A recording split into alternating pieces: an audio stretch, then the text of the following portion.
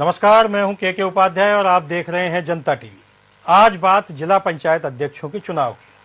यहां पंचायत चुनाव की अगर बात की जाए तो सरकार किसी की भी हो, पंचायत चुनाव में अखिलेश यादव हमेशा भारी रहे हैं, यानी समाजवादी पार्टी की हम बात कर रहे हैं। इस बार भी ऐसा ही हुआ। पंचायत चुनाव हुए, भारतीय जनता पार्टी ने पूरी दमखम लगाई, बहुजन समाज पार्टी इस सीन में कहीं नहीं थी। अखिलेश यादव ने कहा कि उनकी पार्टी के सर्वाधिक सदस्य जीत के आए हैं। इस बीच भारतीय जनता पार्टी ने भी दावा किया कि उनकी पार्टी के लोग ज्यादा जीत के आए हैं। चूंकि ये चुनाव बगैर सिंबल के होता है तो जीते हुओं पर दावे सब करते हैं। हकीकत जो भी है, लेकिन इस समय जिलों में सरगर्मी है जिला पंचायत अध्यक्ष चुनाव की। इस बीच अखिलेश यादव ने आरोप लगाया है कि यह चुनाव डीएम और एसएसपी लड़ रहे हैं, धन बल का दुरुपयोग हो रहा है, सदस्यों को खरीद फरोख्त की जा रही है और जिला पंचायत अध्यक्ष चुनने के लिए हर तरह की जोर आजमाइश की जा रही है। भारतीय जनता पार्टी ने टारगेट लिया है कि 75 जिलों में से कम 62 जिलों में उनके जिला पंचायत अध्यक्ष चुने जाएं। वहीं समाजवादी पार्टी ने 50 जिला अध्यक्ष बनाने की ठानी है। इसमें जीत किसकी होगी यह तो आने वाला वक्त बताएगा। 3 जुलाई तक जिला पंचायत अध्यक्ष के चुनाव संपन्न कराए जाने हैं, यानी 1-2 दिन में प्रत्याशियों की स्थिति क्लियर हो जाएगी और कौन किसके सर ताज सजेगा यह भी आने वाले दिनों में हमें पता चलेगा। लेकिन इस बीच में सियासत कहां जा रही है, सियासत किस मोड़ पर है, सियासत किस तरह से गरमाई हुई है, इन सब पर चर्चा करने के लिए हमारे बीच में आज मौजूद हैं भारतीय जनता पार्टी के तेज तर्रार प्रवक्ता नवीन श्रीवास्तव, सुनील साजन एमएलसी हैं समाजवादी पार्टी से, तेज तर्रार हैं, अखिलेश के काफी करीब माने जाते हैं, और इसके साथ हमारे साथ है कांग्रेस के राष्ट्रीय प्रवक्ता सुरेंद्र सिंह राजपूत। योगेश मिश्रा वरिष्ठ पत्रकार हैं, विश्लेषण के रूप में उनकी काफी ख्याति है, कई बार चुनावी विश्लेषण में उनके सटीक दावे रहे हैं, इसलिए आज हमने उनको जोड़ा है क्योंकि उनको उत्तर प्रदेश की नब्ज और उत्तर प्रदेश की सियासत की बारीकी से जानकारी है। शुरुआत हम नवीन श्रीवास्तव जी से करते हैं। नवीन जी, अभी अभी अखिलेश जी ने 1-2 दिन पहले कहा है कि भारतीय जनता पार्टी सत्ता का दुरुपयोग कर रही है, उनके सदस्य अधिक जीत करके आए हैं, लिहाजा जिला पंचायत अध्यक्ष पद के लिए उनकी दावेदारी बनती है। लेकिन भारतीय जनता पार्टी सत्ता का दुरुपयोग कर रही है और अपनी प्रशासन की मशीनरी को जिला पंचायत अध्यक्ष बनवाने के लिए झोंक दिए। इस आरोप में कितना दम है नवीन जी? उपाध्याय जी, देखिए अखिलेश जी ने जो बयान दिया है, सावन के अंधे को हर जगह हरियाली दिखती है। अपनी सरकारों में जब उन्होंने सत्ता का दुरुपयोग किया था तो उसी के आधार पर वो ये भी समझ रहे हैं कि भारतीय जनता पार्टी भी सत्ता का दुरुपयोग करके जीतने जा रही है। पहली चीज मैं बताना चाहूंगा कि जब पंचायत के चुनाव हुए और पंचायत के सदस्यों के और जिला पंचायत सदस्यों के परिणाम सामने आए तो भारतीय जनता पार्टी इस चुनाव में पहली बार उतरी थी। बड़ी संख्या में भारतीय जनता पार्टी के समर्थित प्रत्याशी जीत के आए।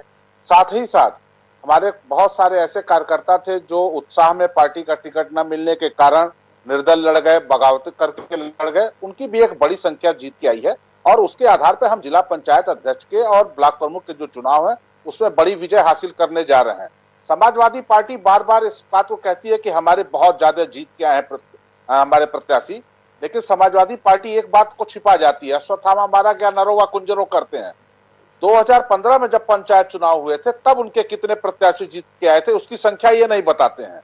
मैं बता रहा हूं कि पिछले बार से इनकी आधी से अधिक संख्या नहीं जीत के आई है। तो भारतीय जनता पार्टी आगामी जिला पंचायत अध्यक्ष के चुनाव और उसके बाद जो ब्लॉक प्रमुख के चुनाव होने जा रहे हैं उसमें हम बड़ी संख्या में चुनाव जीत के आएंगे।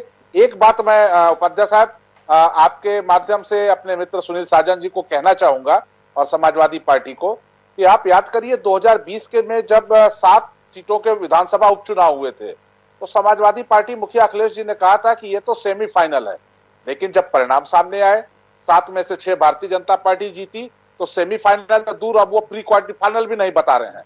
तो क्या समाजवादी पार्टी जिला पंचायत, ठीक है, वो तो विधानसभा चुनाव की बात हो गई। नवीन जी, हम पंचायत चुनाव पे फोकस रखते हैं, पंचायत चुनाव पर फोकस करते हैं। आपकी बात को आगे बढ़ाते हुए हम सुनील साजन जी से बात कर लेते हैं।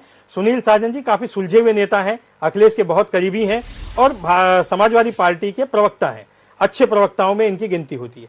सुनील साजन जी, जैसा अभी नवीन जी ने कहा कि समाजवादी पार्टी भी यही करती आई है, समाजवादी पार्टी ने भी सत्ता का दुरुपयोग किया था और उनका तो यहां तक कहना है कि इस बार भी उनके सदस्य ज्यादा जीत करके नहीं आए हैं, वे 2015 की बात क्यों नहीं करते? तो सुनील जी, आपका इस बारे में क्या कहना है? समाजवादी पार्टी क्या वास्तव में जीत के नहीं आई या ये दावे ऐसे ही खोखले हैं? देखिए के उपाध्याय जी, मैं नवीन श्रीवास्तव जी को सुन रहा था। नवीन श्रीवास्तव जी बेहद गंभीर और अच्छे इंसान हैं और जब भी आप द कैमरा हमसे मिलते हैं तो सच बोलते हैं। कैमरे के सामने आकर के उनकी मजबूरी हो जाती है कि उनको झूठ ही बोलना है। मुझे लगता है कि आप भी जान रहे हैं, नवीन श्रीवास्तव जी हैं, सुरेंद्र राजपूत जी हैं और वरिष्ठ पत्रकार योगेश जी हैं। सब लोग जान रहे हैं 1995 से ये पहली ऐसी सरकार है। 1995 में जब चुनाव शुरू हुआ पंचायत का, तो जिसकी भी सरकारें होती थी, क्योंकि वो काम करते थे, तो उनके जिला पंचायत और बीडीसी प्रधान बड़ी संख्या में जीत के आते थे। योगी जी की जो 4 साल के विकास के पुलिंदे थे, झूठा वादा था, जो इन्होंने एक सपना दिखाया था कि हमने रोजगार दे दिया, कोरोना में जीत लिया, हमने उत्तर प्रदेश चमका दिया, ये सब की धज्जियां उत्तर प्रदेश की सम्मानित जनता ने जिला पंचायत में उड़ा करके रख दी। और उसी पंचायत चुनाव हारने के बाद इनके यहाँ पंचायत चुनाव तो खत्म हो गया, लेकिन इनके घर में झगड़ा शुरू हो गया। बैठकों का दौर शुरू हुआ। पहले बैठकें लखनऊ में हो रही थी, फिर दिल्ली तक हो रही थी। खैर, हम उसमें नहीं जाना चाहते कि कौन क्या बनने आया था, कौन क्या बन करके रह गया, कौन पावरफुल है, कौन पावरफुल, ये तो उनका अंदरूनी मामला है। हम केवल बात इस पर करेंगे कि आखिर उत्तर प्रदेश को आपने क्या दिया, उत्तर प्रदेश को योगी जी ने क्या दिया। अब मैं नवीन श्रीवास्तव जी से एक बात पूछना चाह रहा हूं। लखनऊ में आप कितने जीते? लखनऊ में ये जीते 3 और बनाएंगे अध्यक्ष। आप फैजाबाद हारे हैं, अयोध्या हारे हैं, बनारस हारे हैं, गोरखपुर हारे हैं, प्रयागराज हारे हैं, मथुरा हारे, आप जीते कहां? चित्रकूट हारे। तो मुझे केवल एक गणित समझा दीजिए नवीन श्रीवास्तव जी, क्योंकि हो सकता है आपकी गणित अच्छी हो, योगी जी की गणित और बहुत अच्छी हो। जवाब दीजिए नवीन जी, जवाब दीजिए। 65 जीत करके आना है, तो जब आपके जवाब दीजिए। अच्छा सवाल उठाया है सुनील जी ने। आप कैसे जीतोगे? देखिए उपाध्याय जी, नवीन जी सुनील जी की बात का जवाब हार गई है, तो अब अब डीएम और कप्तान के माध्यम से चुनाव जीतना चाहते हैं। सभ्य व्यक्ति हैं, बड़े सज्जन व्यक्ति हैं और उसी तरह से है जैसे रावण के दल में राम भक्त विभीषण भी थे, लेकिन कभी कभी ये प्रभावित हो जाते हैं। इनके एक प्रवक्ता है अनुराग भदौरिया, झूठ बोलने के मास्टर। अभी इन्होंने भी कहा गोरखपुर में सर्वाधिक। उनको छोड़िए, आप सुनील जी की बात करते हैं। अभी हमारे साथ सुनील जी है और सुनील जी बहुत गंभीर व्यक्ति हैं, हम सुनील जी की बात करेंगे। सुनील जी बहुत गंभीर व्यक्ति हैं और बहुत सीजनड और पढ़े लिखे व्यक्ति हैं। सुनील जी प्रभावित भी हो जाते हैं ना। महिमा घटी समुद्र की रावण बसा पड़ोस, संगत कुसंगत का असर होता है। अब अनुराग भदौरिया की कुसंगत में रहेंगे तो झूठ बोलने की आदत पड़ जाएगी। अब जैसे इन्होंने भी बोला कि गोरखपुर, मैं एकदम दावे के साथ कहता हूं कि गोरखपुर में भारतीय जनता पार्टी के अधिक जीत के आए हैं। प्रयाग में निर्दलियों की संख्या ज्यादा जीत के आई थी, जो भारतीय जनता पार्टी के कार्यकर्ता थे वो भारतीय जनता पार्टी में शामिल हुए हैं। मैंने पहले ही कहा कि एक बड़ी संख्या में ऐसे प्रत्याशी जीत के आए हैं जो भारतीय जनता पार्टी के कार्यकर्ता थे, टिकट न मिल पाने के कारण वह उत्साह में निर्दलीय के रूप में लड़ गए, वह चुनाव जीत के आए हैं भारतीय जनता पार्टी द्वारा समर्थित। और इन जो निर्दलीय भारतीय जनता पार्टी के कार्यकर्ता हैं, उनके संख्या के आधार पर हम इन चुनाव में विजय हासिल करने जा रहे हैं। अच्छा नवीन जी, एक बात का केवल जवाब दे दीजिए। ठीक है, जो कोई सरकार में होता है, मैं केवल एक सवाल है, समाजवादी पार्टी आपके खिलाफ जीत के आई, बहुजन समाज पार्टी आपके खिलाफ जीत के आई, कांग्रेस आपके खिलाफ जीत के आई, और जो निर्दलीय जीते वो किसके खिलाफ जीते? हमारे खिलाफ जीते कि आपके खिलाफ? सब आपके खिलाफ जीत के आए। तो अगर वो जीत गए हैं तो उनको आप अपने पाले में कैसे मान रहे हो? और कितने लोगों ने आवेदन किया था कि आपने उनको टिकट नहीं दिया? हम जानते हैं, हमारे जिले में उन्नाव में आपके 9 जीते हैं। मैं व्यक्तिगत कह रहा हूं, नाम नहीं बताऊंगा, नहीं तो आप कार्रवाई कर दोगे। उनमें 2 हमसे मिले और कहा कि हमने आधे चुनाव में भाजपा का झंडा हटा दिया था। मैंने कहा क्यों, आप तो घोषित प्रत्याशी थे। उन्होंने कहा अगर भाजपा का झंडा लगा के जाता तो जनता मुझे हरा देती। देखिए, आप समझिए आपकी स्थिति क्या है। जी नवीन जी क्या कहेंगे? हाथ कंगन को आरसी का, पढ़े लिखे को आरसी का, ये चीजें सामने आएंगी, कोई इसमें घबराने की बात नहीं है। और मैं बता दूं कि समाजवादी पार्टी ने किस प्रकार से सत्ता का दुरुपयोग किया था। 2015 के चुनाव में इन्होंने सत्ता का जिस प्रकार से दुरुपयोग किया, भारी संख्या में इनके लोग उसके आधार पर इन्होंने जबरदस्ती जीता लिए, लेकिन जनता ने परिणाम दिया। 17 में क्या हुआ इनका। तो नवीन जी, आप क्या ये कहना चाहते हैं, मैं आपको बीच में टोक रहा हूं नवीन जी, मैं ये जानना चाहता हूं कि मान लीजिए आपका आरोप है कि 2015 में इन्होंने सत्ता का दुरुपयोग किया, तो क्या आप भी इसी राह पर चल रहे हैं कि अगर समाजवादी पार्टी सत्ता का दुरुपयोग करेगी तो हम भी अब 2021 में सत्ता का दुरुपयोग करेंगे? उपाध्याय सर, यही हमारे में उनके में फर्क है। हमारे लिए सत्ता जो है वह साधन है समाज की सेवा करने के लिए। इनके लिए सत्ता क्या है? अपना और अपनों का विकास करने के लिए, अपने सुख सुविधा को बढ़ाने का साधन है। हम सेवा और समर्पण भाव से काम करते हैं, समाज के अंतिम व्यक्ति के ठीक है लक्ष्य काम करना हमारा है। ठीक है नवीन जी, आपके पास मैं आता हूं। हमारे पास साथ में कांग्रेस के नवीन जी, मैं ये चाह रहा था आप हमारी नकल सुनील जी, एक मिनट रुकिए। हमारे साथ आप बांट देते, रोजगार दे देते। चलिए इन बातों का जवाब लेंगे। हमारे साथ कांग्रेस के सुरेंद्र सिंह राजपूत जुड़े हुए हैं। मैं सुरेंद्र सिंह जी से जानना चाहूंगा कि समाजवादी पार्टी और भारतीय जनता पार्टी की इस टक्कर में कांग्रेस कहाँ है? कांग्रेस तो कहीं दिखाई नहीं दे रही है। कांग्रेस की कोई प्लानिंग और रणनीति भी जिला पंचायत अध्यक्षों के लिए दिखाई नहीं दे रही है।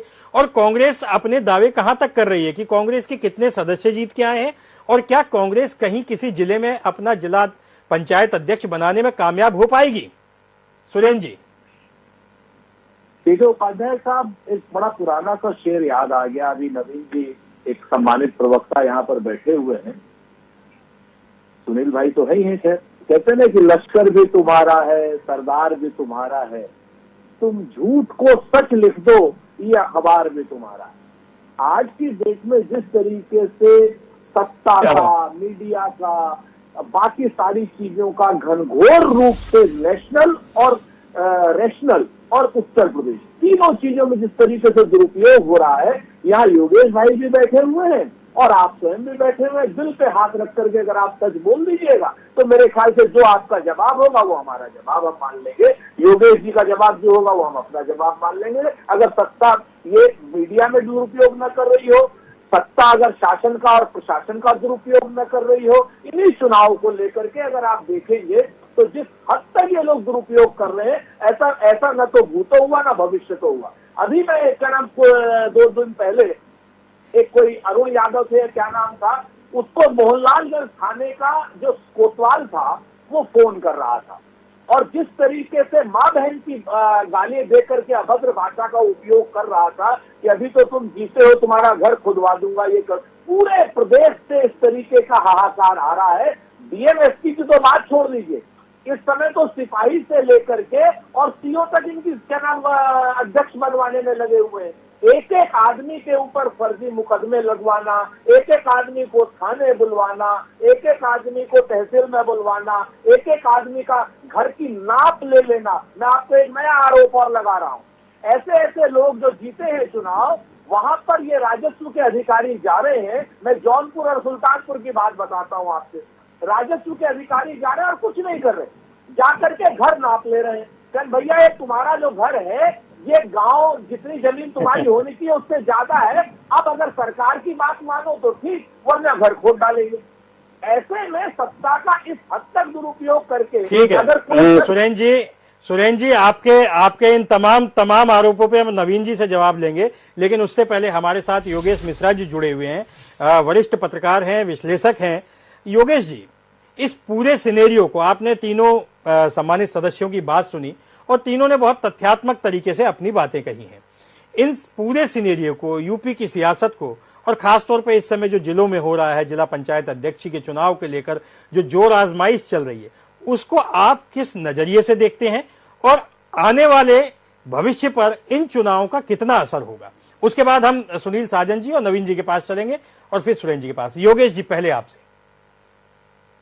उपाध्याय जी, राजपूत जी और सुनील साजन जी और हमारे भाजपा के वक्ता हैं, सबके साथ एक बड़ी दिक्कत है। दिक्कत यह है कि इन्हें तीर भी चलाना है और परिंदा भी बचाना है। ये सच नहीं कह सकते हैं और जो सच बोलेंगे वो अर्ध सत्य होगा। क्यों? क्योंकि जो काम इनकी पॉलिटिकल पार्टी में किस सबकी बात कर रहा हूं, किसी एक की नहीं कर रहा हूं, जो इनकी पॉलिटिकल पार्टी सत्ता में रह के करती है उसे डिफेंड करना है, और दूसरी पॉलिटिकल पार्टी करती है या नहीं करती है तो उसे मैजिक मल्टीप्लायर करके कई गुना बताना है। जहां तक मैं उत्तर प्रदेश के चुनाव के बारे में समझ पाता हूं और पंचायत के चुनाव को देखता हूं, पंचायत के चुनाव में बिल्कुल साफ साफ है कि धन बल सब चीजों का व्यापक तौर पर हर सरकार सत्ता में उपयोग करती है। अब यह दुर्भाग्य सरकारों का है, सरकार के नुमाइंदों का है, उनके प्रवक्ताओं का है कि वह उसे स्वीकार नहीं कर पाते हैं। नहीं कर पाने की स्थिति में उन्हें जीना पड़ता है। आप गांव में देखिए, अभी मैं अपने एक दोस्त से बात कर रहा था तो उन्होंने कहा कि साहब फैजाबाद में एक एक स्कॉर्पियो मिल रही है। अब आप बता दीजिए स्कॉर्पियो कौन देगा? मैं अपने गांव में चुनाव में गया था। चुनाव के दिनों में मेरे गांव में ब्राह्मण बहुत ज्यादा रहते हैं, दूसरी जातियां थोड़ी कम है। आप कल्पना करेंगे सारे ब्राह्मणों के घर फ्री शराब और फ्री मीट बन रहा था। तो इसके बाद किस नैतिकता की बात कर सकते हैं हम लोग? अभी हमारे कांग्रेस के साथी ने कहा कि अखबार बिके हुए हैं। देखिए, यह आरोप जब हम लोगों ने अपनी जिंदगी की शुरुआत की थी, हम लोग मतलब हमारे पूर्वजों, हमारे पुरखों ने, तब भी आरोप था। गांधी जी ने भी लिखा है कि आप यकीन मत, अंग्रेजों के समय भी लगा था, अंग्रेजों के टाइम भी लगा था। हाँ, तो अंग्रेज भी कहते थे, लेकिन कांग्रेस भी यही कहती है, यही भाजपा भी कहती है, यही सपा भी कहती है। लेकिन जब वो सत्ता में होती है, बिल्कुल देखिए कितनी सिमिलरिटी है कि सत्ता में आप होते तो आपका चरित्र क्या होता है, आपकी नीयत क्या होती है, आपकी नीति क्या होती है, चाहे वो पत्रकार के लिए हो, चाहे वो चुनाव के लिए हो। तो ये जो डायलेमा है, ये जो कॉन्फ्लिक्ट है, ये कॉन्फ्लिक्ट जब तक अंदर के मन से आप साफ नहीं होंगे तब तक साफ नहीं होगा। और मैं जिस तरह जितने करीब से चुनाव को देख रहा हूं, मुझे लगता है चुनाव बंद कर देने चाहिए। गांव में वैमनस्यता आ गई है, गांव में जातिवाद हो गया है। गांव में मुझे याद है बचपन के दिन जब गांव में शादी होती थी तो लोग अपने अपने घरों से खटिया, चारपाई, बिस्तर देते थे और औरतें, लड़कियां लोगों के यहाँ पूड़ी बेलने जाती थी। आज गांव में कैटरर आने लगा है।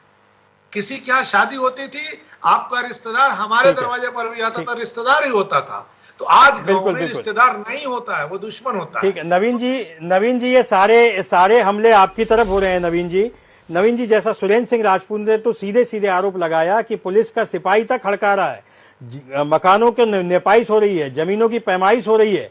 तो अगर इस तरह का माहौल है, अगर उनके आरोप सही है, तो सच में क्या ऐसी स्थिति है? और अगर ऐसी स्थिति है तो ऐसे चुनाव जीतने से क्या भारतीय जनता पार्टी, जो अपने आप को सैद्धांतिक पार्टी, नियम कायदों वाली पार्टी कहती है, तो क्या आप इन आरोपों से इत्तेफाक रखते हैं और क्या ये सही है? नवीन जी। देखिए उपाध्याय जी, अभी योगेश जी ने बहुत अच्छी बात कही कि अर्ध सत्य बोला जा रहा है। सुरेंद्र राजपूत जी मेरे मित्र भी हैं, बहुत विद्वान व्यक्ति हैं और शब्दों के बहुत बड़े बाजीगर हैं। उन्होंने कहा कि पैमाइश हो रही है, राजस्व के लोग जा रहे हैं, पैमाइश कर रहे हैं, लेकिन ये नहीं पता है किसकी पैमाइश कर रहे हैं। वो मुख्तार अंसारी की गैंग के लोगों की कर रहे हैं, वो अतीक अहमद की गैंग के लोगों की कर रहे हैं, संगठित बड़े अपराधियों की गैंग की कर रहे हैं, किसके मकान बुलडोजर से गिराए जा रहे हैं, ये नहीं बताएंगे। और रहा पुलिस का दुरुपयोग का, उपयोग का, तो मुख्तार अंसारी ऐसे बड़े अपराधी को पंजाब में जहां इनकी सरकार है, किस प्रकार से शासन सत्ता का दुरुपयोग करके उसको इतने वर्षों तक जेल में मेहमान बना के रखे रहे कि सर्वोच्च न्यायालय को आदेश करना पड़ा, वो सारी चीजें सामने है। मैंने पहले भी कहा कि जो है सावन कंधे को हर जगह हरियाली नजर आती है। जो लोग सत्ता का दुरुपयोग करने के लिए, जो लोग देश में इमरजेंसी लगा के मीडिया का गला घोटने का काम किए हैं, लोकतांत्रिक संस्थाओं का अपमान करना जिनका शगल बन गया है, वह तो इस तरह की बातें कहेंगे। भारतीय जनता पार्टी जब कहती है कि we are the party with difference, तो हम पार्टी विद द डिफरेंस हैं। हम सत्ता का दुरुपयोग नहीं कर रहे हैं। सत्ता का दुरुपयोग करके जीतने वालों का हश्र हमारे सामने है। अगर हम एक बार सोचे भी कि सत्ता का दुरुपयोग कर लें तो हश्र सामने है। हम ऐसी गलती जो दूसरों ने दोहराई हम नहीं दोहराने जा रहे हैं। लेकिन सुनील साजन जी कुछ कहना चाह रहे हैं आपकी बात पर। सुनील जी कुछ कहना चाहते हैं, पार्टी विद डिफरेंस पर कुछ कहना चाहते हैं, और जो आपने अभी बात कही है सुनील साजन जी, चलिए हम आप ही से जवाब ले लेते हैं नवीन जी की बात का। देखिए, नवीन जी ने एक बात अच्छी कही कि हम कुछ लोगों को पकड़ के ला रहे हैं। कुछ लोगों को पंजाब से ले आए हैं। लेकिन वादा आपने क्या किया था? आप ललित मोदी को नहीं पकड़ के ला पाए, मेहुल चौकसी को नहीं ला पाए, विजय माल्या को नहीं ला पाए। अरे ये तो सुनील जी, इसको हम उत्तर प्रदेश तक सीमित रहे, वो राष्ट्रीय बहस का मुद्दा है। हम इस पे हम उत्तर प्रदेश तक सीमित रहे, मुख्तार अंसारी तक रहे, मुख्तार अंसारी है, अतीक अहमद है, इन पे रहे। नहीं जाना चाहते, हम तो केवल पंचायत चुनाव पे रहना चाहते हैं। पंचायत चुनाव में सभी जिला पंचायत सदस्यों को, वो समाजवादी पार्टी से जीता हो, निर्दल जीता हो, कांग्रेस से जीता हो, किसी भी दल से जीता हो, 2-2 सिपाही मिल रहे हैं सुरक्षा में। पता नहीं नवीन जी को पता है कि नहीं पता है, क्योंकि इनके यहाँ योगी जी कुछ काम करते हैं तो केशव जी को नहीं पता होता है, केशव जी करते हैं तो योगी जी को नहीं पता होता है, अगर ये दोनों लोग करते हैं तो संगठन को नहीं पता होता है। तो 2-2 सिपाही किस लिए दिए जा रहे हैं? जबरन उठाने के लिए या उनको कोई खतरा है? और जितने भी जिला पंचायत सदस्य हैं, सबके घर की नपाई तो हो रही है। क्या सब अपराधी हैं? या तो आप कह दीजिए टीवी चैनल पर बैठ करके के उपाध्याय जी के सामने कि सब अपराधी हैं, सबने इनलीगल घर बनाया, हम नपवा रहे हैं क्योंकि हम पारदर्शिता के साथ सरकार चला रहे हैं, जीरो टॉलरेंस की बात कर रहे हैं, तो आप नपवा दीजिए। तो क्या ये घर जिला पंचायत अध्यक्षी के बाद भी नपेंगे? क्या इन जिला पंचायत सदस्यों को सुरक्षा जिला पंचायत चुनाव के बाद भी मिली रहेगी? एक करके बोलिए नवीन जी, एक करके। जबरन उठाने के लिए आप उनको दे रहे हैं कि हमको जब जरूरत पड़े तो हम उन्हीं सिपाहियों से, जिनको सुरक्षा के लिए दे रहे हैं, उन्हीं से हम उनका अपहरण करा सकें। हमको केवल इतना समझा दीजिए। सुनील भाई, इससे ज्यादा पहले हम सुरेंद्र जी के पास चलते हैं। नवीन जी आप मुस्कुरा रहे हैं। नवीन जी आप 2 मिनट में आता हूं आपके पास, 2 मिनट में आता हूं आपके पास। सुरेंद्र जी से हम बात कर लेते हैं। सुरेंद्र जी, जैसा उन्होंने कहा कि आप शब्दों के बाजीगर हैं, नवीन जी ने आपके लिए कहा, तो मुझे ये बताइए कि आपने, ठीक है, भारतीय जनता पार्टी पे आपने आरोप लगाया है वो सत्ता का दुरुपयोग और सिपाही और जमीन की पैमाइश वगैरह वगैरह, लेकिन कांग्रेस कहां खड़ी है? कांग्रेस अपने घर में क्या कर रही है? कांग्रेस के घर में अपनी लड़ाई चल रही है, चाहे राष्ट्रीय स्तर पे हो चाहे प्रदेश स्तर पे हो। अगर यही स्थिति कांग्रेस की रहती है तो आने वाले विधानसभा चुनाव में कांग्रेस अपनी उपस्थिति कैसे दर्ज करा पाएगी? मेरा सीधा सा सवाल है आपसे। यहाँ पर आपका इस सवाल का भी जवाब देता हूँ, योगेश जी ने जो बात कही उसका भी जवाब देता हूँ। आज की डेट में योगेश जी को देख करके बाकी मीडिया के चैनलों को आप अगर क्लीन चिट देना चाहते हैं, योगेश जी की प्रामाणिकता है भाई, योगेश जी दे दें। अगर रिपब्लिक जैसे चैनल को एक क्लीन चिट देना चाहते हैं तो दे दें, अच्छी बात है। जी जैसे चैनल को देना चाहते हैं तो दे दें, अच्छी बात है। हम इस बात पर नहीं जाना चाहते। सच बात ये, मैंने एक शेर कहा, इन्हें पत्रकारों के ऊपर लग गया। भाई न तो सारे पत्रकार अच्छे हैं और न ही सारे नेता अच्छे हैं। कुछ पत्रकार अच्छे हैं और कुछ नेता भी अच्छे हैं, और अच्छे ही लोग बुरे लोगों की वजह से अपशब्द भी सुनते हैं और उल्टा सीधा भी सुनते हैं। इस बात की सबको आदत डाल लेनी चाहिए। नेताओं को तो आदत पड़ी हुई है, अब पत्रकारों को भी आदत डाल लेनी चाहिए। एक बात। दूसरी बात मैं आपको बताता हूं कि कांग्रेस कहां है। पहली चीज तो अभी नवीन जी ने कहा पार्टी विद द डिफरेंस है। एक्चुअल में ये पार्टी विद द डिफरेंसेस है, ये पार्टी विद द डिफरेंस नहीं है, ये पार्टी विद द डिफरेंसेस है। वो आपके सामने है। वो सारा का सारा लखनऊ दिल्ली को चुनौती दे रहा है। दिल्ली एक आदमी को लखनऊ भेज रहा है कि भाई इसको फलानी जगह पे फलाना नेता बनाओ या मंत्री बनाओ, उसको कुर्सी लगाने के लिए 17वां उपाध्यक्ष बना दिया जा रहा है। एमएलसी नवीन जी को नहीं बनाया जा रहा है, एक ऐसे पीएमओ से अधिकारी को बना दिया जा रहा है जिसका भारतीय जनता पार्टी में क्या रोल है वो भगवान जाने। तो पार्टी विद द डिफरेंसेस है, डिफरेंस नहीं है। दूसरी बात, जिस तरीके से आप भारतीय जनता पार्टी के लोग सत्ता का दुरुपयोग कर रहे हैं प्रमाण के साथ, वैसा न तो किसी ने किया था न कोई कर पाएगा।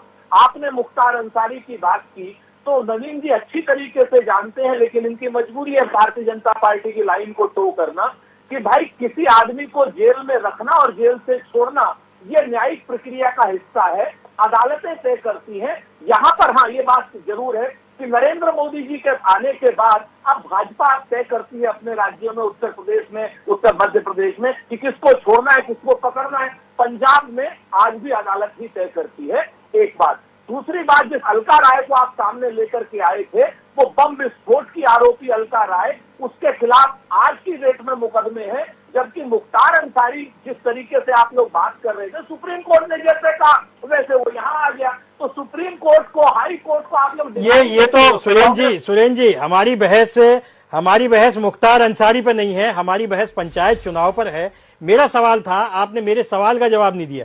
मेरा सवाल था कि कांग्रेस इन पंचायत चुनाव में कहां खड़ी है? पे आता हूँ ना, उसमें इन्होंने नवीन जी ने गंभीर आरोप लगाया था, तो उसका जवाब देना उचित था या नहीं था?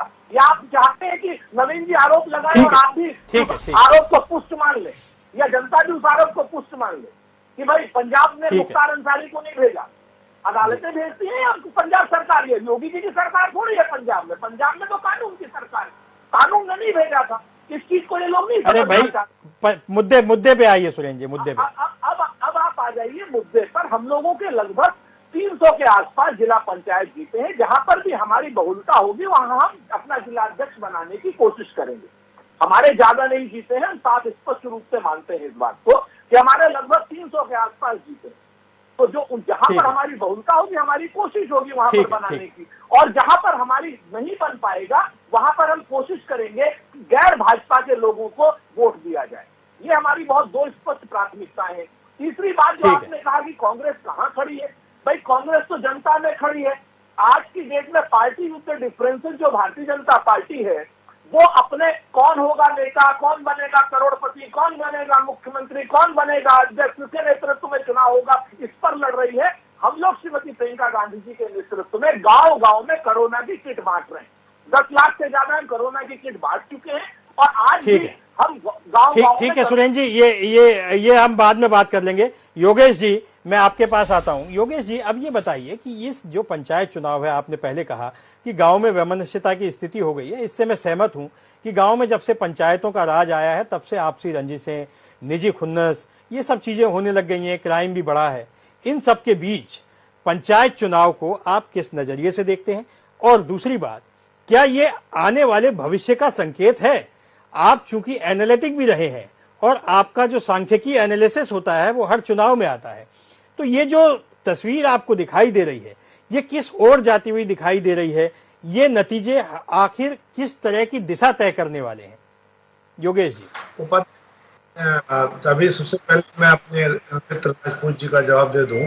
मेरे कहने का मतलब सिर्फ ये था कि मीडिया एक बड़ा सेक्शन खराब हो गया हो, पर खबर कभी दबती नहीं है, खबर कभी छिपती नहीं है। और खबर का ये सिद्धांत है कि वह रबर की गेंद होती है, जितना दबाया जाता है उतना उछलती है। वो हो सकता है हमारे यहाँ ना चले तो जनता टीवी में चलेगी, जनता टीवी में नहीं चलेगी तो इंडियन एक्सप्रेस में चलेगी, इंडियन एक्सप्रेस में नहीं चलेगी तो हिंदू में चल जाएगी। तो ऐसे बहुत से लोग हैं। ये नहीं कहा जा सकता है कि मीडिया निष्पक्ष नहीं है। हाँ, यह जरूर है कि बड़ा हिस्सा कभी कभी निष्पक्ष नहीं रह जाता है और फिर भी एक छोटा सा हिस्सा निष्पक्ष हमेशा होता है। आगे की बात पर हम लोग आते हैं कि हमारे एक साथी बहुत अच्छी बात कह रहे थे कि आखिर वोट किसके खिलाफ मिला है। सुनील भाई भी अच्छी बात बता रहे थे कि भाई जो भाजपा के लोग जीते वो भाजपा के पक्ष में है, सपा के लोग भाजपा के खिलाफ जीते, कांग्रेस के लोग भाजपा के खिलाफ जीते, निर्दल भाजपा के खिलाफ जीते, सपा से बसपा से जो बसपा के जो लोग जीते वो इनके खिलाफ जीते। आखिर जो इनसे नाराज हुए और जिनको इन्होंने टिकट नहीं दिया जीते वो भी इनके खिलाफ जीते। तो अगर इस तरह के पूरे स्टैटिस्टिक्स को, पूरी गणित को जोड़ा घटाया जाए तो पूरे उत्तर प्रदेश के सभी जिलों में कहीं भी भारतीय जनता पार्टी 50% वोटों के आसपास ठहरती नहीं है। 50% उम्मीदवारों के, सॉरी वोट में गलत बोल गया, तो 50% उम्मीदवार भी आपके पास नहीं जीतते हैं और एक बड़ा चंक आपसे नाराजगी का जीतता चला जा रहा है। तो आप ट्रेंड को खुद समझिए। यह बिल्कुल साफ है कि भारतीय जनता पार्टी की वर्तमान सरकार कागज पे चाहे जितने दावे करे, लेकिन इतना सच है कि विकास को, मैं इकोनॉमिक्स का स्टूडेंट रहा हूं, इकोनॉमिक्स में मैंने डॉक्टरेट किया है इलाहाबाद यूनिवर्सिटी से। मैं विकास को दो तरह से देखता हूं। एक विकास होता है आंकड़ों में, जो स्टैटिस्टिक्स में होता है, जिसको कभी आप मैनिपुलेट कर सकते हैं। दूसरा विकास होता है फीलिंग में, कि आप फील क्या कर रहे हैं। तो और ये जो विकास का ये जो दो प्रिंसिपल है, इन्हीं दोनों प्रिंसिपल को मैं कानून व्यवस्था में भी देखता हूं। तो अगर फील के लेवल पर हम जाएंगे तो भारतीय जनता पार्टी ने चाहे जितना विकास किया हो, लेकिन आप यह नहीं कह सकते हैं कि जनता ने आपके विकास को फील किया। तो छोटे छोटे एग्जांपल दो। मैं रात को अपने ऑफिस से घर जाता हूं, आप रिवर फ्रंट के पास देखिए 200-400, 500, 700 परिवार, बच्चे खेलते कूदते, रेहड़ी वाले आइसक्रीम बेचते दिखते हैं। आपने उसमें थोड़े से पैसे नहीं लगाए और उसको कंप्लीट नहीं किया, आपकी व्यक्तिगत नाराजगी है। आपकी नाराजगी अखिलेश यादव से है, आप जांच कराइए।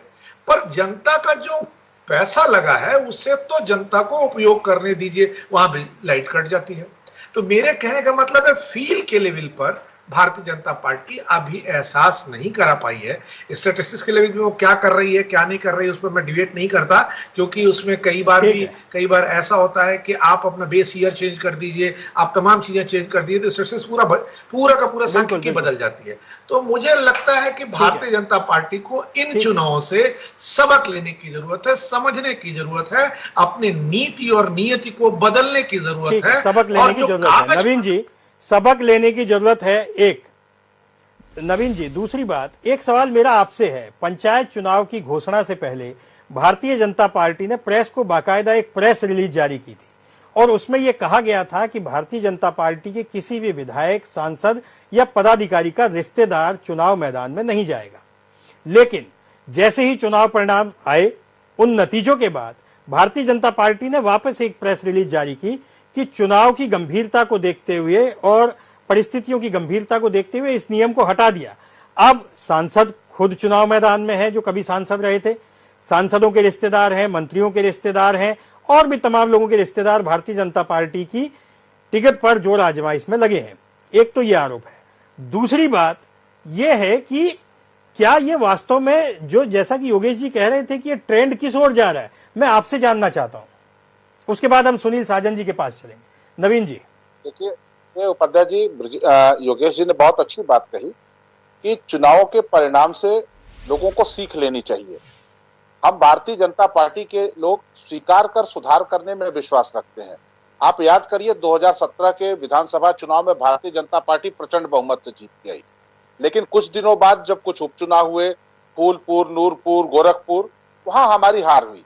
लेकिन कहाँ हमसे कमियां हुई, कहाँ हम अति आत्मविश्वास में थे, क्या था, उसको हमने सुधारा और उसका परिणाम फिर 2019 में सामने आया कि सपा बसपा का गठबंधन, जिसको सारे राजनीतिक विश्लेषक, मैं योगेश जी को तो नहीं कह सकता हूं क्योंकि उस समय मैंने पढ़ा नहीं कि उन्होंने क्या एनालिसिस की थी, लेकिन मैं जितने लोगों को जानता हूं सबकी एनालिसिस थी कि सपा बसपा का गठबंधन क्लीन स्वीप कर देगा। लेकिन परिणाम क्या हुआ सामने है। हम पंचायत चुनाव के परिणामों को निश्चित रूप से अगर हमको ये लगता है कि कहीं हमारी अपेक्षा के अनुसार नहीं है, हम उसको स्वीकार कर सुधार करने का प्रयास करेंगे और उसके आधार पर 2022 के चुनाव में हम फिर से विजय प्राप्त करने की कोशिश करेंगे। लेकिन मैं जो कह रहा था, आपने बीच में टोक दिया था। 2020 में जब विधानसभा के 7 सीटों के चुनाव हुए तो श्रीमान अखिलेश यादव जी ने कहा कि यह सेमीफाइनल है 22 का, परिणाम उनके अनुकूल नहीं हुए तो वो चुप हो गए। मैं फिर वही कहना चाहता हूं कि ये जो जिला पंचायत के चुनाव हो रहे हैं, ब्लॉक प्रमुख के चुनाव हो रहे हैं, क्या इसको आप 2022 का सेमीफाइनल मानते हैं? अगर मानते हैं तो फिर परिणाम आएगा तो इसको स्वीकार करिएगा कि यह सेमीफाइनल था या क्वार्टर फाइनल था।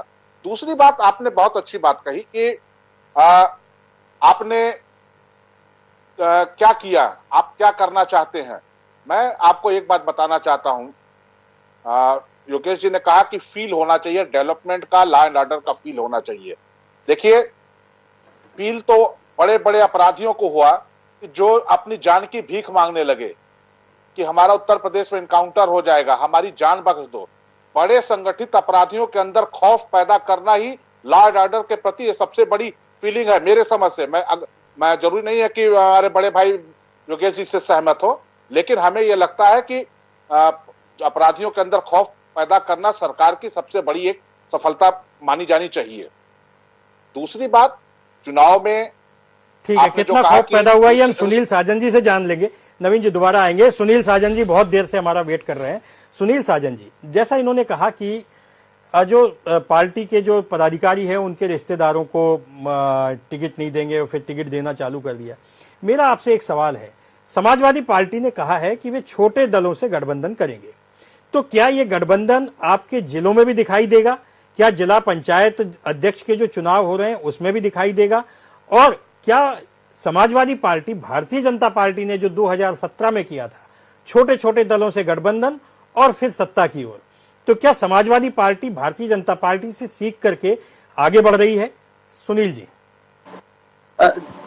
देखिए उपाध्याय जी, अगर हम भारतीय जनता पार्टी से सीख गए तो आप सोच लीजिए जब भी आप अपने कार्यक्रम में बुलाएंगे तो मैं झूठ ही बोलूंगा। तो इसलिए हमको ये अगर सुझाव आप दे रहे हैं तो मुझे लगता है मुझे बिगाड़ना चाहते हैं। हम झूठ नहीं बोलना चाहते, नफरत की राजनीति नहीं करना चाहते, टीवी पर कुछ बोलें और हकीकत में कुछ करें।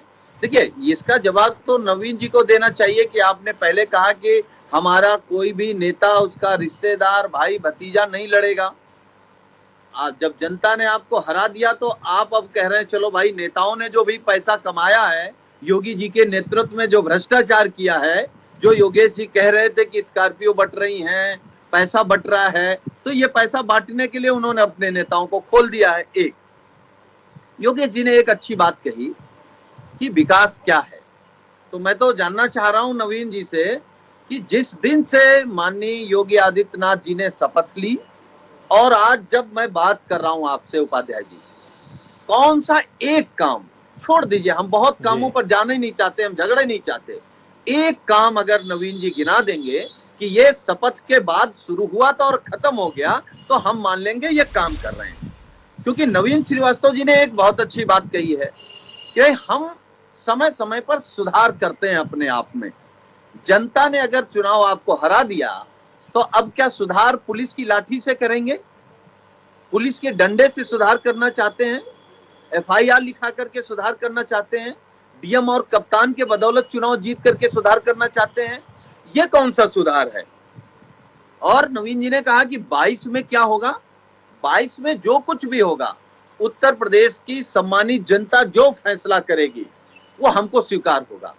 हमें केवल भरोसा यह है कि इसी उत्तर प्रदेश की जनता ने माननीय अखिलेश यादव जी को 5 साल देखा है, अब लगभग 4.5 साल योगी जी को देख लिया है, 6 महीने बाद 5 साल योगी जी को भी देख लेंगे।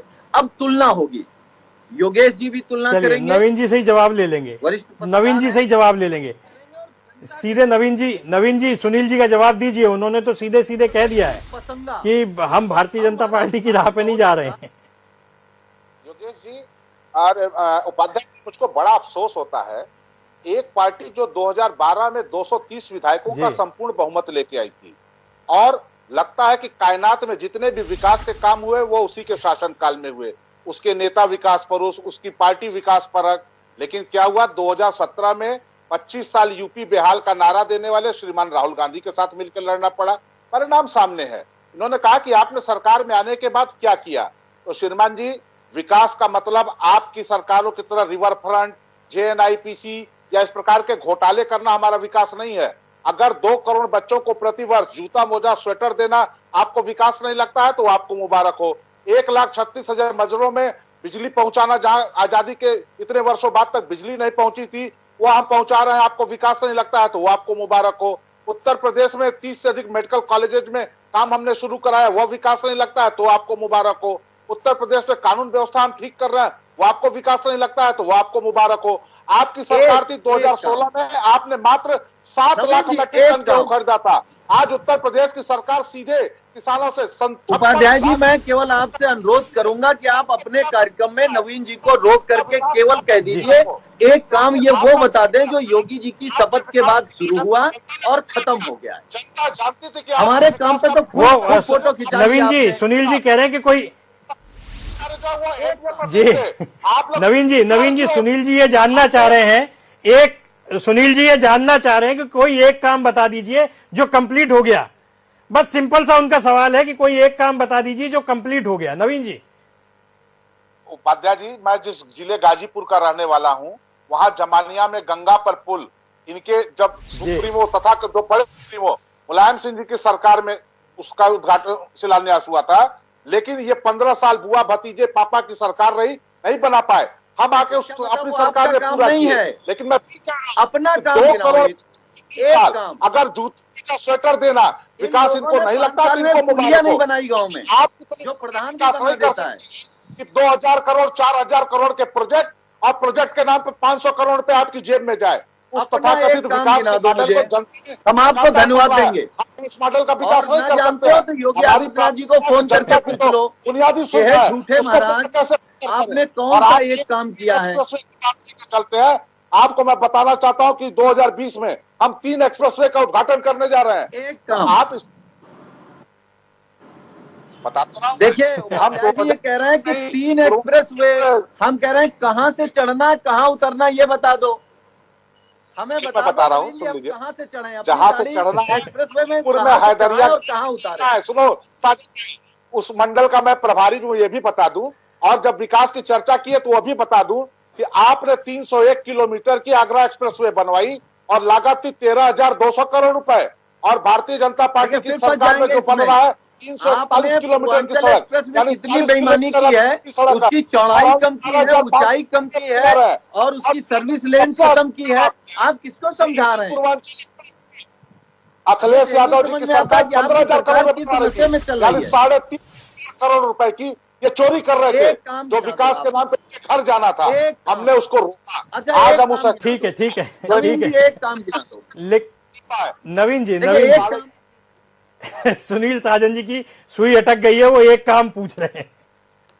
बता रहा हूं, अगर आप एक्सप्रेसवे को सुनील विकास साजन का जी एक पैमाना काम मानते पूछ रहे हैं हैं, भाई। तो पूर्वांचल एक्सप्रेसवे जो आपके एक्सप्रेसवे से 40 किलोमीटर आपके लंबा है, कार्यक्रम के माध्यम आपके से उत्तर एक्सप्रेसवे से प्रदेश की 1700 जनता करोड़ जानना रुपए हम चाहती है, बचा के कम जिसको लगा हमने कर रहे हैं। 300 के पार आपने अपने बहुमत सरकार दिया, के 3 दिनों में उस सरकार ने कौन सा एक काम 15,000 किया? करोड़ का, हम उसको 11,500 करोड़ में कर रहे हैं। वो 3,500 करोड़ रुपया किसके जेब में जाता है, या ये सुनील साजन कागज बताए? पे विकास नहीं, जमीन पे एक काम गिना दो आप। ठीक है। एक काम नहीं बता रहे नवीन जी आप।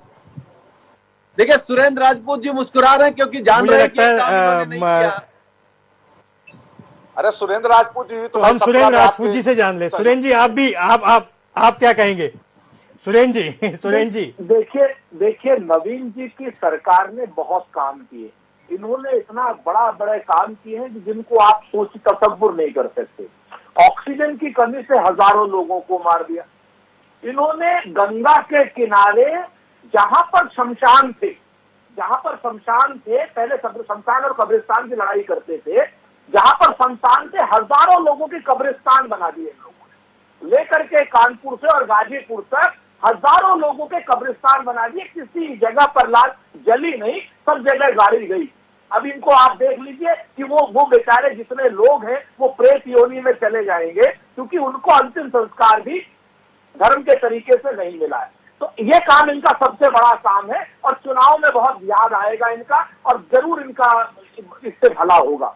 इनके काम और आप देख लीजिए कि भारतीय जनता पार्टी के बड़े बड़े कार्यकर्ता 10 मिनट में जो है जमीन के दाम 9 गुना करके धर्म के ट्रस्ट को बेचते हैं। यहाँ पर योगेश जी भी बैठे हैं, आप भी हो, सभी लोग हो। धर्म के नाम पर जमीनें तो फ्री में दी जाती। हमने तो गांव में भाई धर्म के नाम पर जमीनें फ्री में देते देखा है, ठीक है ना। यहाँ पर हमने 2 करोड़ की जमीन लेकर के 18 करोड़ में हमने बिकते नहीं देखा। और उसमें भी जो है भारतीय जनता पार्टी के मेयर और भारतीय जनता पार्टी के मेयर के भांजे में उसमें शामिल हो, तभी ये काम हो सकता है।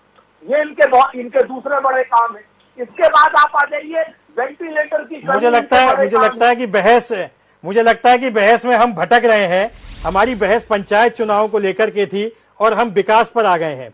लेकिन ये बात सही है कि पंचायतों से ही विकास के रास्ते जाते हैं, तो ये बहस तो होनी ही थी। मैं नवीन जी के पास आऊंगा, उससे पहले योगेश जी, ये जो सुनील साजन जी कह रहे हैं कि कोई एक काम गिना दीजिए और नवीन जी ने सैकड़ों काम गिनाए हैं, ये आखिर है क्या?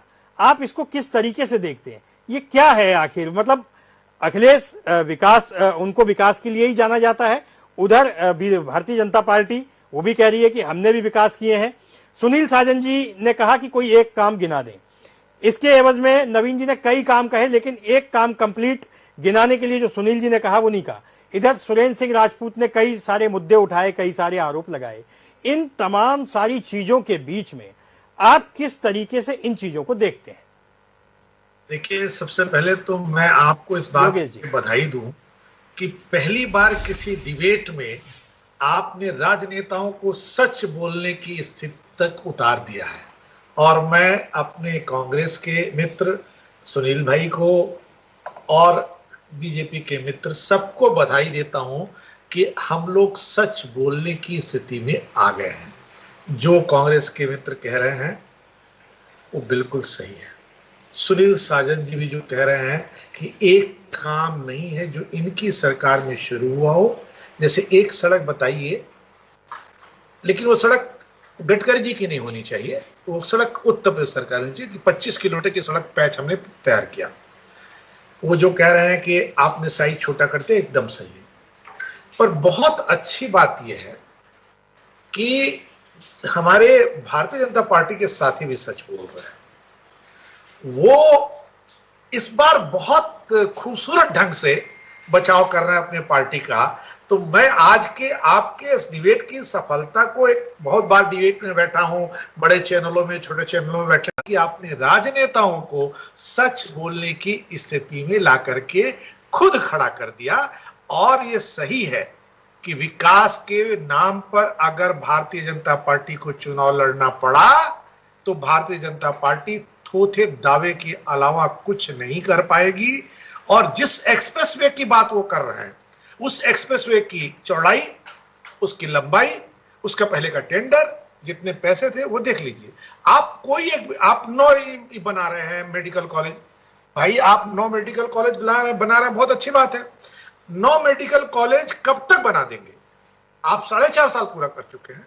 आपको ये बताना होगा, सुनील साजन जी सही कह रहे हैं, आपको बताना होगा, कांग्रेस के साथी भी सही कह रहे हैं, आपको जवाब देना होगा कि कोरोना काल में जो लोग तमाम छोटी छोटी बेड के लिए परेशान, आप सोचिए कि जो एक टीम 9 बनी उसमें एक भी डॉक्टर नहीं था।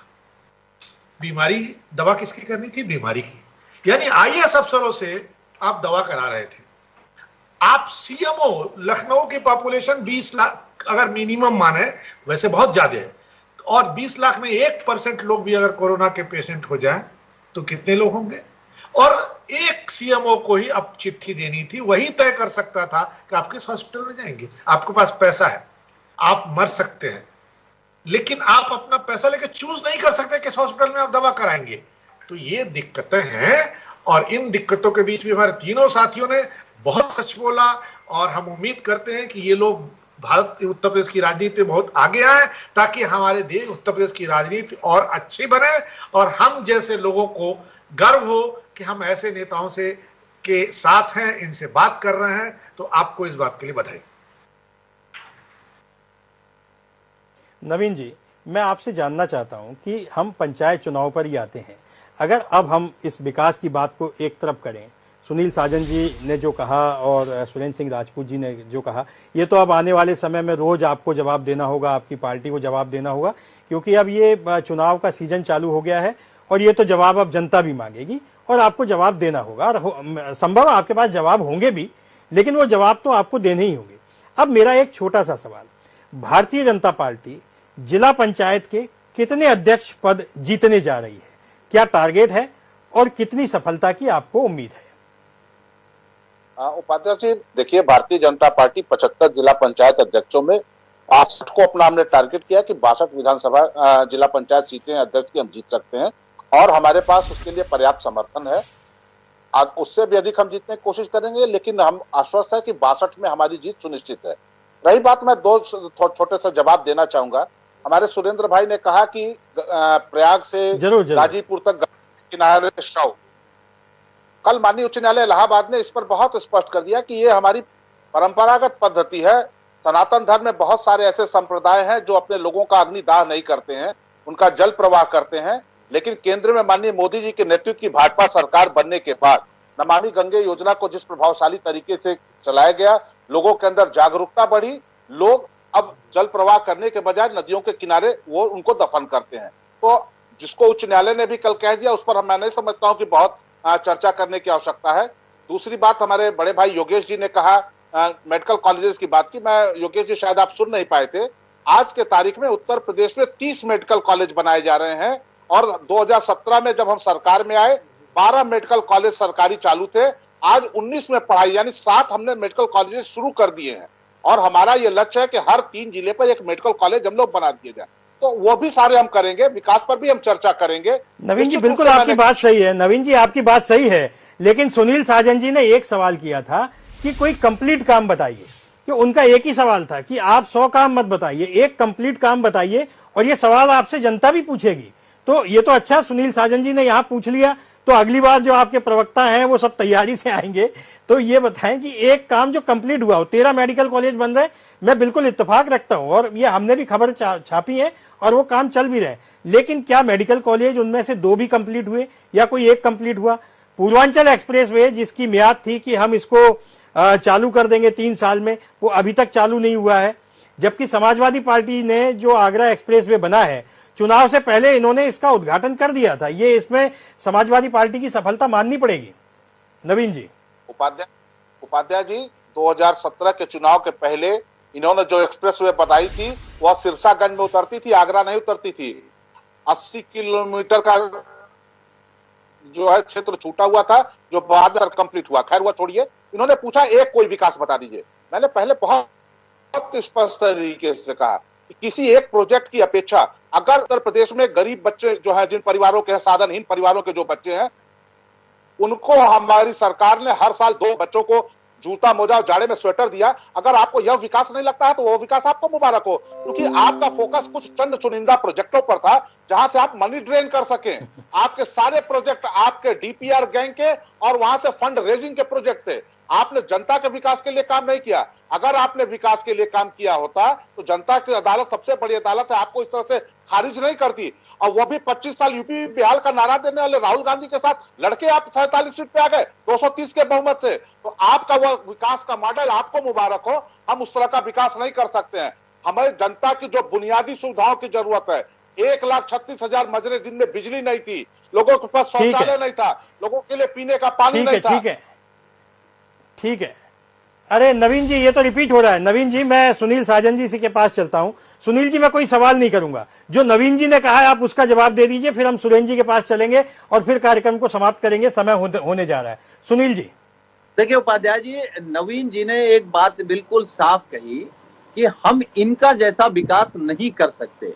ये बात जनता भी मान गई कि आपके बस का एक्सप्रेसवे बनाना नहीं है, आपके बस का मेट्रो बनाना नहीं है, आप लैपटॉप नहीं बांट सकते हैं, आप लोहिया घर जैसा आवास नहीं दे सकते हैं, जनेश्वर गांव जैसा गांव आप नहीं बना सकते हैं। आप केवल बातें बना सकते हैं, माहौल खराब कर सकते हैं, झूठ बोल सकते हैं। और जो आपका विकास है, हम आपको याद दिला दें नवीन भैया, जूता मोजा स्वेटर, इसमें घोटाले नहीं हुए। योगेश जी बैठे हैं, उपाध्याय जी हैं, क्या खबरें नहीं चली? आपको अपने मंत्री को नहीं हटाना पड़ा। और आज भी आपके जो शिक्षा मंत्री हैं वो किसका कोटा खा रहे हैं? किसी गरीब संवर्ण का ही तो कोटा खा के अपने भाई को नौकरी लगवाई है। मतलब कितने घोटाले। जिस सरकार में कोरोना महामारी में भ्रष्टाचार कर लिया हो, उस सरकार को मैं क्या कहूं? उस भ्रष्टाचार के सामने हम सलूट तो नहीं कर सकते, नतमस्तक हो सकते हैं कि भैया ये झूठ बोलने की कला और कम्बल ओढ़ के घी पीने की कला कहां से सीखा भारतीय जनता पार्टी ने? ठीक है सुनील जी, बहुत अच्छा आपने जो है नवीन जी को जवाब दिया है। ठीक है, हमारे साथ आप सब जुड़े, अच्छी बहस हुई और आज सारे वक्ताओं ने अच्छे जवाब दिए। आप सब हमारे साथ जुड़े, हम आगे फिर आपके साथ हाजिर होंगे किसी नए विषय के साथ। आप सब लोगों का बहुत बहुत शुक्रिया। एक ऐसी बहस, अब यह बहस और आगे बढ़ेगी क्योंकि अब आने वाला समय चुनाव का है। चुनाव में विकास की बातें होंगी, विकास के सवाल पूछे जाएंगे, आमना सामना भी होगा। समाजवादी पार्टी और भारतीय जनता पार्टी इस बार सीधे मुकाबले में होगी। बहुजन समाज पार्टी अपने जातीयत गणित के आधार पर चुनाव मैदान में आएगी और कांग्रेस पार्टी अपनी जमीन तलाशने की कोशिश कर रही है। इन सब के बीच में इससे पहले पंचायतों के जिलाध्यक्ष और उसके बाद में ब्लॉक प्रमुखों का चुनाव प्रमुख है। इन्हीं सब मुद्दों पर आगे क्या होता है ये तो आने वाला वक्त बताएगा। तब तक के लिए आज्ञा दीजिए, नमस्कार।